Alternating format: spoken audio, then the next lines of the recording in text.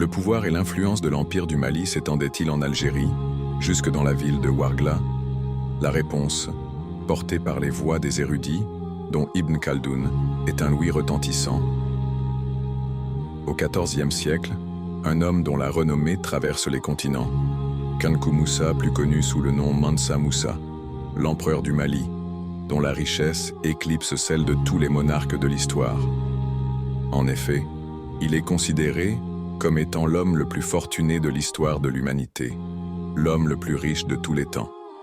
Son nom seul évoque des caravanes chargées d'or, des villes et un empire du Mali prospère et une armée invincible. Ibn Khaldoun, le célèbre historien, philosophe, géographe et sociologue de renom du XIVe siècle, a consigné dans son ouvrage Kitab al-Ibar, ou le livre des exemples, en français, une description fascinante. Il raconte comment, au retour de son pèlerinage à la Mecque en l'an 1325 de notre ère, Mansa Moussa fut sollicité par Abu Abdullah al-Mamir ibn Khadija al-Koumi, un descendant d'Abd el-Moumen, le premier calife almohade. Cet homme, espérant restaurer un calife fatimide déchu, attendait patiemment le retour de l'empereur malien dans le désert algérien, espérant obtenir son soutien militaire. Le royaume de Mansa Moussa, écrit Ibn Khaldoun, s'étendait jusqu'au pays de Ouargla. Ces mots, gravés dans l'histoire, témoignent de l'influence considérable de l'empire du Mali sur le nord du Sahara. Plusieurs siècles plus tard, Maurice Delafosse, un linguiste et ethnologue français spécialiste de l'Afrique, confirma les dires d'Ibn Khaldoun. En 1922, dans son Histoire des Noirs de l'Afrique, il rapporta à la page 57 qu'en 1353, Ibn Khaldoun, alors à Biskra, avait appris de sources fiables que le pouvoir du Mansa du Mali s'étendait sur tout le Sahara, que le souverain de Ouargla lui rendait hommage et que les tribus amazirs, berbères, touaregs lui payaient tribut. Cette puissance malienne n'était pas un phénomène isolé. Elle s'inscrivait dans une longue tradition de domination ouest-africaine.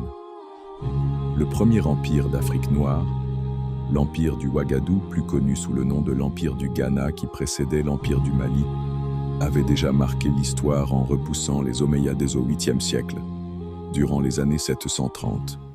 Ibn Khaldoun, toujours dans son Kitab al-Ibar, atteste que les Omeyyades n'avaient jamais rencontré d'adversaire plus redoutable que les guerriers soninké de l'empire du Ghana, dont la puissance s'étendait à l'ouest jusque l'océan Atlantique.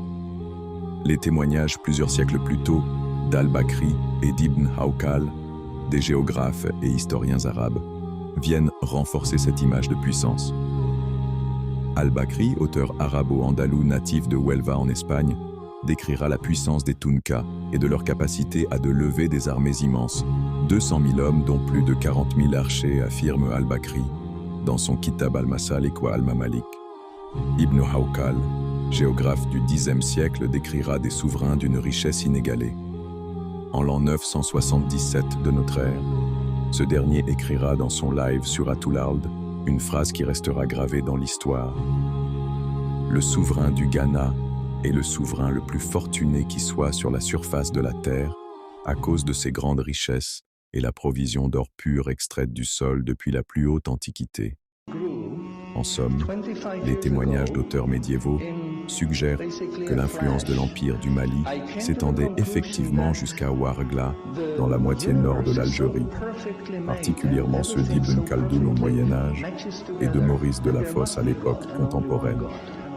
So I accepted there is God, but I was not looking for a religion. I thought all religions are wrong. Christians say this is one.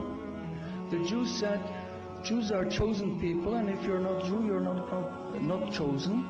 And about Islam, I only had negative information.